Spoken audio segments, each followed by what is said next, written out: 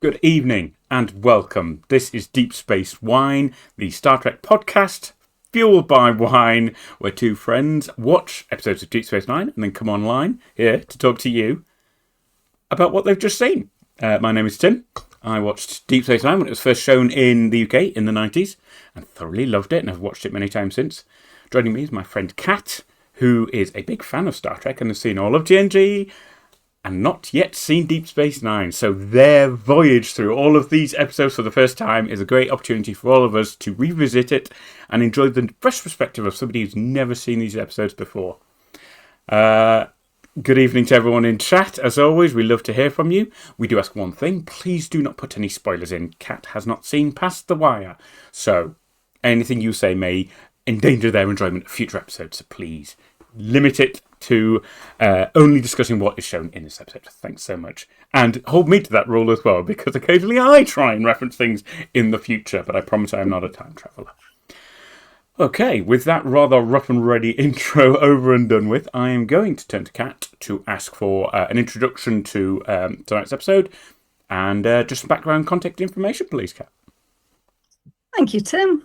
Tonight we'll be watching Season 2, we will be talking about at some length, Season 2, Episode 2, The Wire, which is the 42nd episode of Deep Space Nine, towels at the ready, and was first broadcast on the 9th of May, 1994. It was directed by Kim Friedman, and this was the first Deep Space Nine episode to be directed by a woman. I made the mistake of going and looking up which the first Star Trek episode to be directed by a woman was. It was in 1989. It was Star Trek The Next Generation, Season 3. The episode was called Booby Trap, which I think is very unfortunate. Oh. It brings nothing to bear on how good the episode was. That was directed by Gabrielle Beaumont. Good on her. This episode was written by Robert Hewitt Wolfe. We didn't have a separate story and teleplay writer for this one. He presumably conceived of the story and scripted it. And I think it is a particularly well-written episode, so big props to Robert Hewitt Wolfe. A content warning for this one. We have an anecdote about the murder of children, the depiction of a character withdrawing from a chemical dependency, a physical fight between two close friends, and a lot of lies being told by a character to someone trying to care for him. So if any of those are particular issues for you, you're welcome to tune out whenever you need to and bob back when you feel safe to.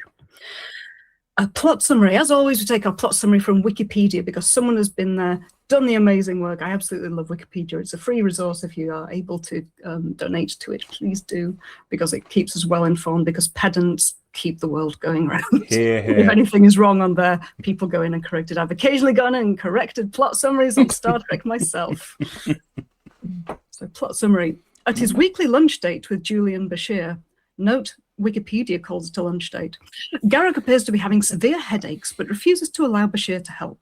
Bashir later hears Garak discussing a deal with the bartender and small-time criminal Quark. The next day, Garak collapses in pain after heavy drinking, and Bashir takes him to the infirmary.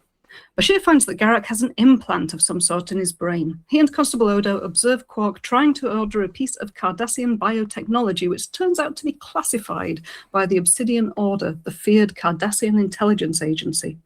Garak eventually reveals to Bashir that the implant was installed by the former head of the Obsidian Order, Enabran Tain. It was designed to make Garak resistant to torture, but he has been using it to cope with the pain of living in exile, becoming addicted to it, and it is now breaking down from overuse. Garak claims he deserves his punishment and tells how he once destroyed a ship containing 98 Cardassians, including his aide Elim. Bashir turns the implant off and Garak becomes extremely agitated. He explains that rather than killing Elim, he was exiled for releasing a group of Bajoran children he was supposed to interrogate. After expressing disdain for his friendship with Bashir, Garak again loses consciousness. Even with the implant off, Garak is still dying. Bashir considers turning the implant back on to save him. Garak refuses and decides to tell Bashir the truth. Elim was not Garak's aide, but his childhood friend. The two were both powerful men in the Obsidian Order until Garak tried to frame Elim for releasing Bajoran prisoners, but Elim beat Garak to the punch and Garak was exiled. Bashir seeks out Enabran Tain to ask for help. Tain tells Bashir that if he were truly Garak's friend, he would allow Garak to die. However, he agrees to give Bashir the information needed to counteract the effects of the implant. Before departing, Bashir asks Tain what truly became of Elim. Tain laughs and explains that Elim is Garak's first name. After recovering, Garak resumes his weekly lunches with Bashir. He says that he has heard a strange rumour. Odo thinks that Garak was once a member of the Obsidian Order. Pressed for real answers, Garak tells the Doctor that all his stories have been true, especially the lies. And thus giving us an eternal meme. So thank you so much, Andrew Robinson, and your wonderful, nefarious smile. There we go. And a wonderful summary as always, Kat. Thank you so very much. What we do in these episodes, for anyone joining us new for the first time, is we will go through a quick summary at the top, then we'll go through a pretty detailed scene-by-scene, blow-by-blow account, and then we will wrap up our thoughts at the end. This can take a while, you have been warned. I think if I jump in with some thoughts to begin, if that's all right, Kat, and give you a break. Ever since we got to about halfway through season 2, Kat and Lieutenant Kat, our backroom bridge officer who runs everything in the chat for us, we have been trying to avoid overhyping The Wire to Kat. Obviously, Kat, like any right-thinking Star Trek fan, has really found a soft spot for Garak. Despite the fact that he's only been in, 2 or 3 episodes, I think, so far? 3 episodes. 3 episodes. So this is only Garak's 4th episode. Oh, no, sorry, this is his 4th. This is his 4th, so there we go. So, yeah, we knew, both Lieutenant Kat and myself knew that this was a great episode, but we didn't want to overhype it to Kat. I am going to let Kat tell me later on if they think we did or didn't overhype it, but that is a roundabout way of approaching what I think is one of the best Deep Space Nine episodes, if not one of the best Star Trek episodes I've ever seen. It's incredible. I love it. My complaints about it are so sparing, really. Like, maybe it could have benefited from a B plot, but ultimately that would have felt like taking time away from an A plot, which I wouldn't want to spare. The ending was a little bit rushed, like it always is. I felt they could have done more. But then they made up for it with that fantastic final scene, you know? It does so much so well. The story is impeccable. It doesn't use the rest of the main cast very much, but when it does, they get great lines. I think Robert Hewitt Wolf writes an episode, the characters, their dialogue, the lore, the backstory, the world building, all of it brilliantly. It's accessible, funny, interesting, intriguing. It's superb. It gives Andrew Robinson the chance to act above and beyond what we have known Garak to be so far. And he displays this incredible scope as an actor to really take this character and complicate him even further and have him do things we've never seen him do before. He has just an incredible interaction with Bashir, which, as we know, has underpinned a lot of warm feelings about Deep Space Nine and this partnering of characters. And this episode takes them to warp factor 11. What an amazing interplay between both of these characters. Well delivered by Alexander Siddig and Andrew Robinson.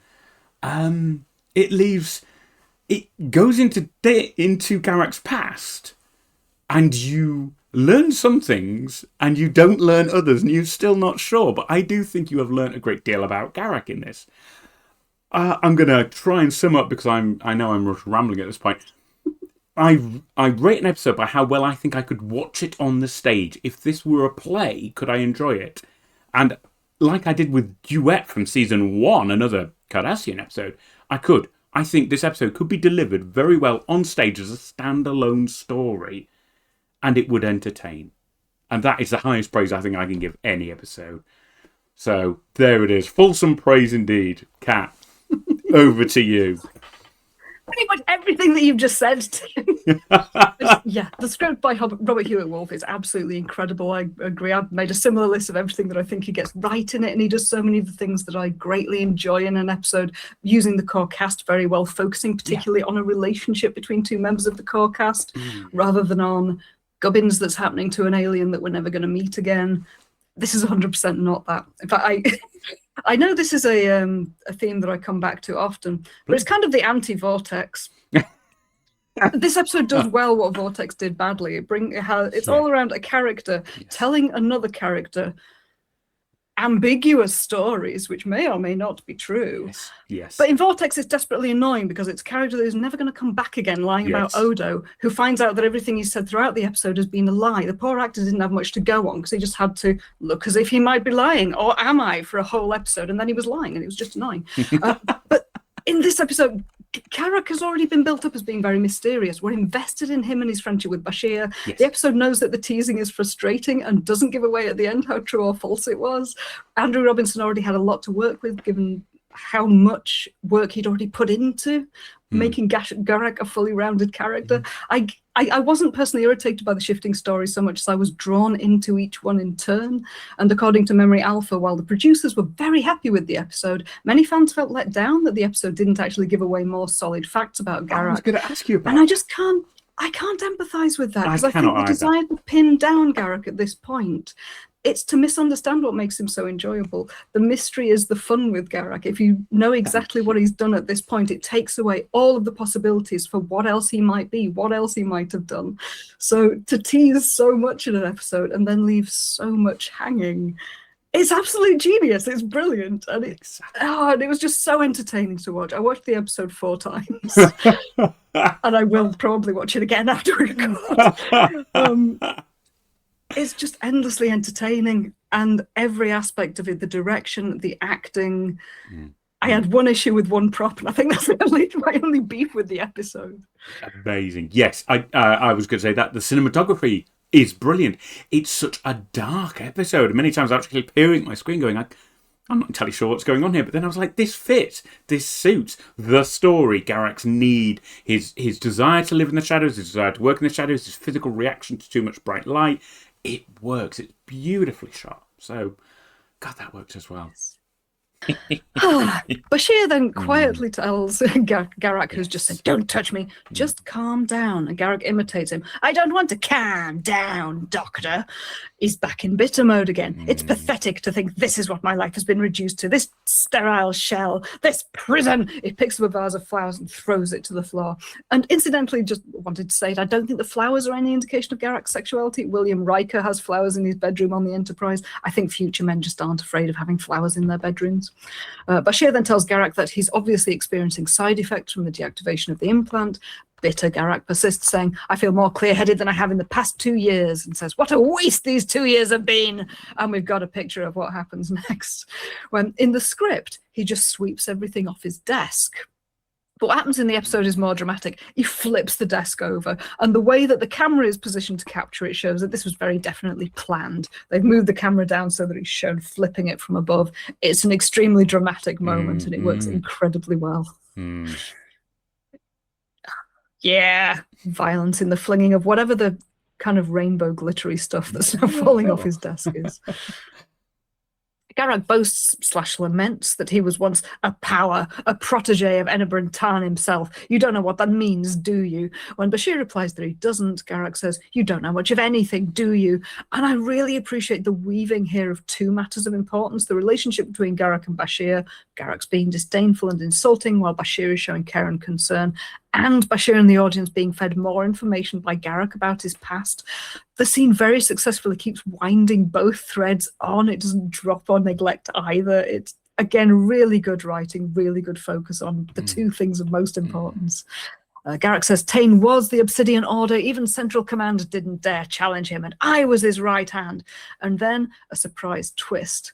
Even though we're with bitter Garak right now, his being evil is suddenly brought into question as he laments that he wishes he'd killed the prisoners. His regret now is that he deliberately let them go.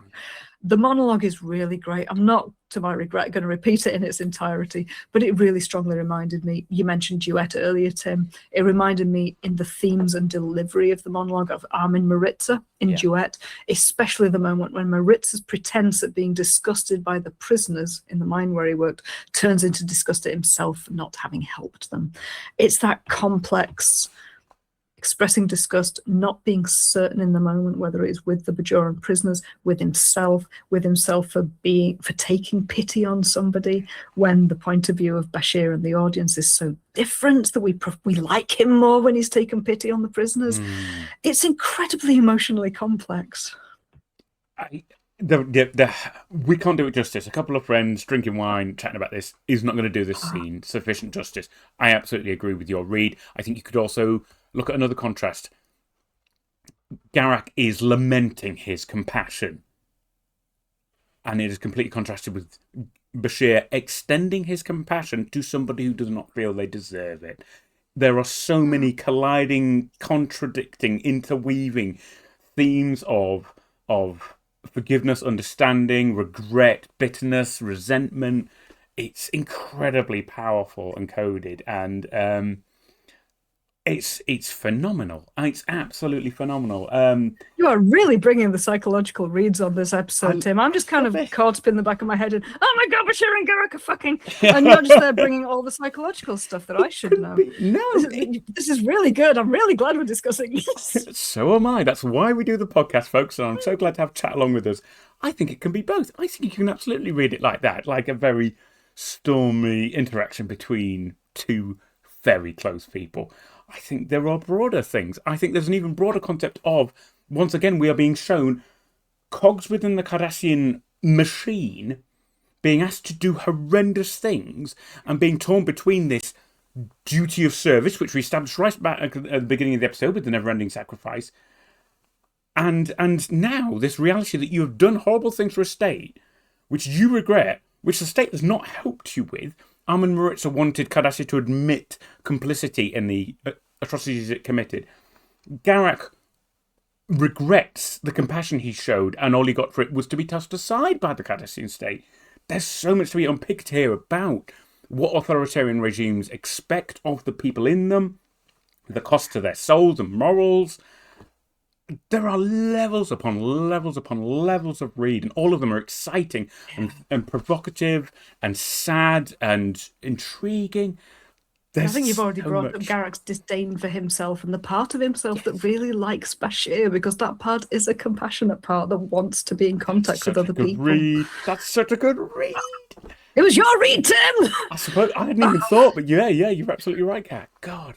We could spend probably the whole episode just dissecting this scene. Isn't that amazing? One could write an academic paper or even a book about this episode. Robert if one had the time. Fiend. What have you done to us? The scene then ends with the two of them smiling warmly at each other before we cut to an exterior of the station and roll credits. And there we have it. And then I watched it again twice. So much. I don't blame you, Cap. I don't blame you. As I said during the setup, right at the beginning, I watched this episode twice as well, and I thoroughly enjoyed it both times. I had the same reactions to the same scenes. It was still fresh, entertaining, good writing, brilliant performances, a fantastic storyline. This episode is beyond reproach. I am just so... I guess we're already in the outro now, so we might as well crack on. It's just so perfect. For an episode to be built around mysteries and then not give away the ending of any of them pretty much, and not be frustrating either, and be rewatchable. We're not watching it again thinking, oh, this time he's going to tell us what actually happened. We're watching thinking, this is amazing. Even when he's lying, it's amazing, especially when he's lying. Look at how this has predicted so many... what we now consider revolutionary concepts. Like The X-Files was great for taking an episode and going, well, maybe we'll explain something to you, and then going, haha, no, we won't. And then you get into some of the best mystery shows on Netflix today, where it's constantly just deepening the mystery as the episode rolls on, constantly keeping you invested. Star Trek was doing this as a one-shot with a supporting character 30 years ago. That is something else. Do you know what? Lost wishes that it could do what this episode did. Ooh. Shots fired. Shots very much fired. Line drawn in sand. Lost was not very good. I never watched it, so there you go. Don't waste your time. It's interesting in the first season, but when you quickly realise they're just pulling plot lines out of their asses, again, don't want to get sued. It's probably really good. Go and watch it. Just my opinion. I've been drinking wine. Personal opinion's absolutely fine. But there we are. Okay, so we're at the end, Kat. Let's use this opportunity to get our last thoughts out before we take a very well-earned break. Yes. Anything I've you got didn't my get the final chance? thoughts and some stuff from Memory Alpha. Please. Final thoughts. It's an incredible episode. It doesn't involve any gunfights or space battles. It's virtually a bottle episode. Most of it takes place on the station. Most of it takes place just in a room with Bashir and Garak talking. It tells us very little about Garak, but deepens their relationship.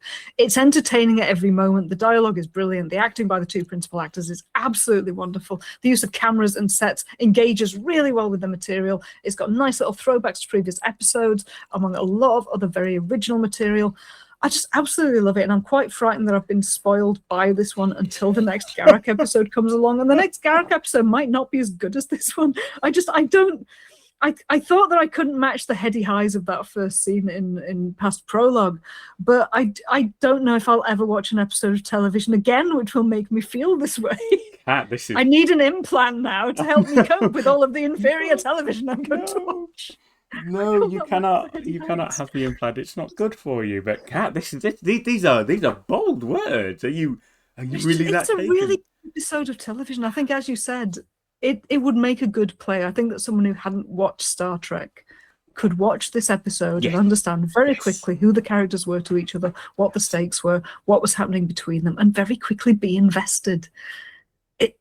It's so freaking good. I do not have the words. And I'm really glad that we discussed it today, because you had ideas about it that I hadn't even considered. And likewise, Kat, I'm it's fascinated so with richly your reads written. Yeah. And the acting perfectly supports the writing, and the direction perfectly supports the acting, and the props, apart from the Kanar, perfectly support the direction.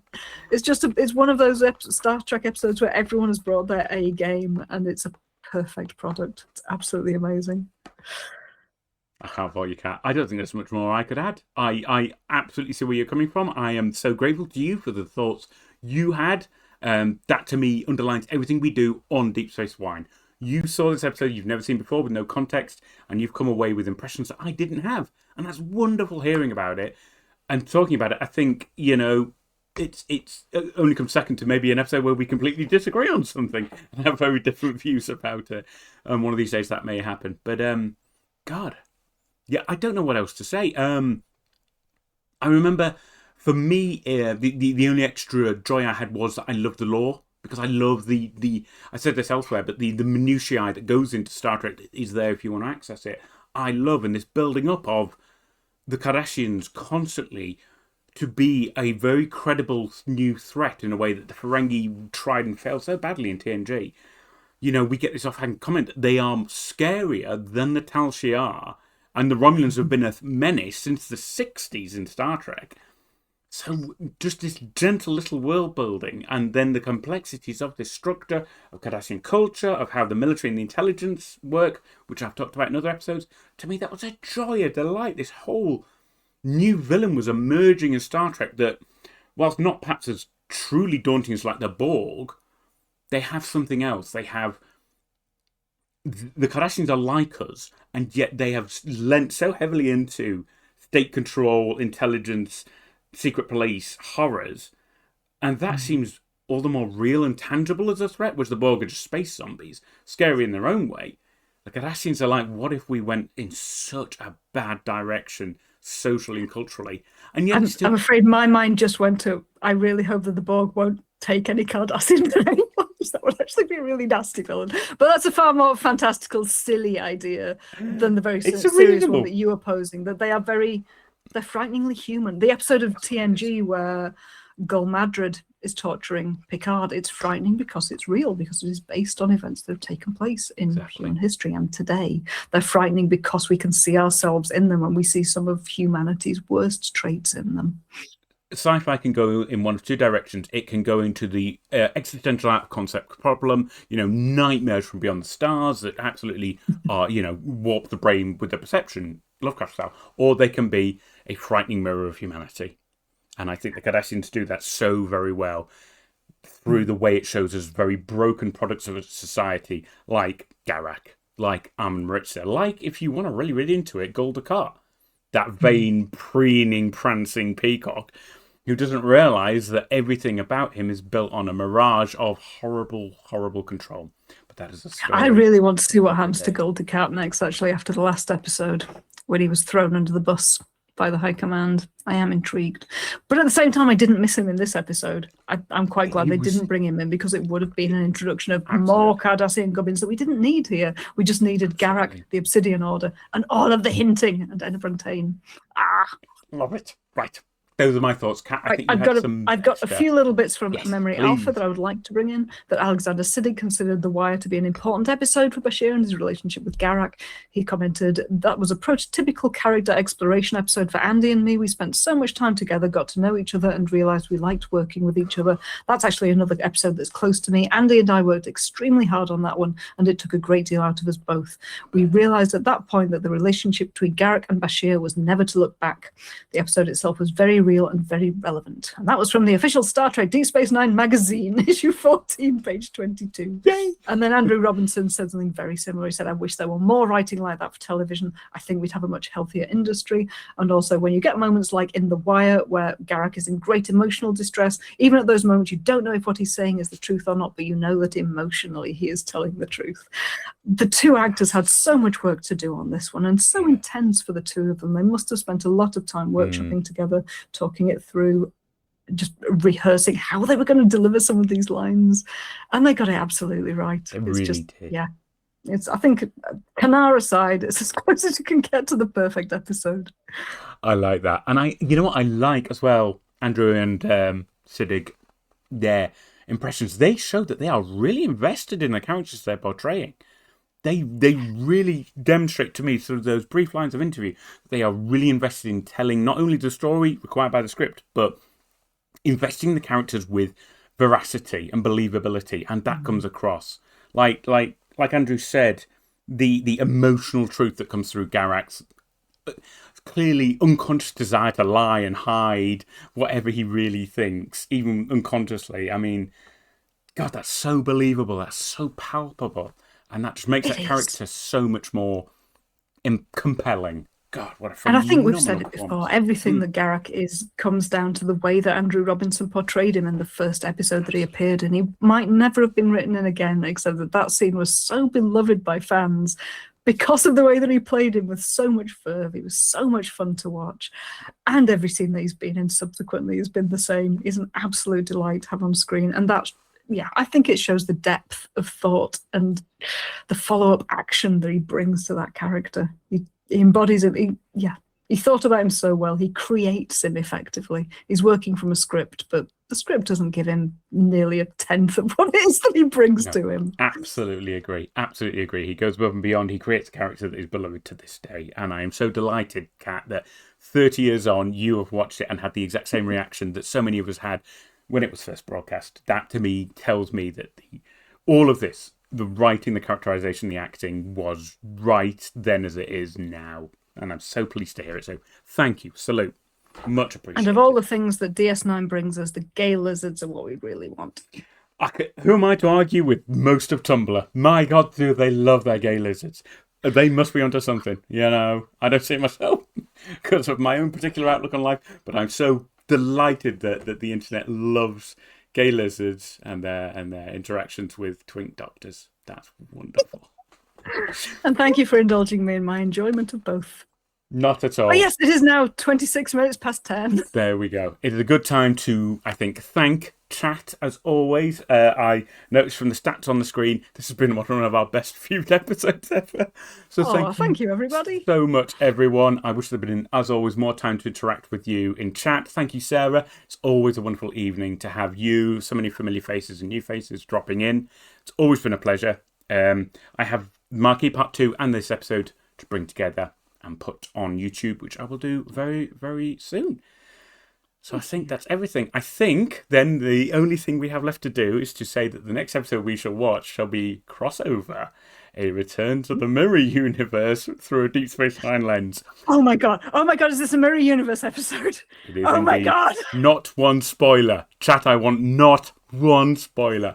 Kat, I can't wait to have you back here and find out what you think about Crossover. I want goatees. I want excessive eyeliner. I want everyone to be horny. I'm going to love this so much. I can just tell. Yeah.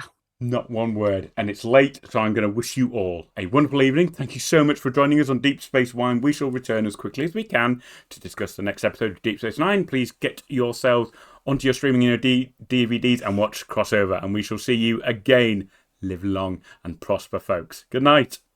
Bye.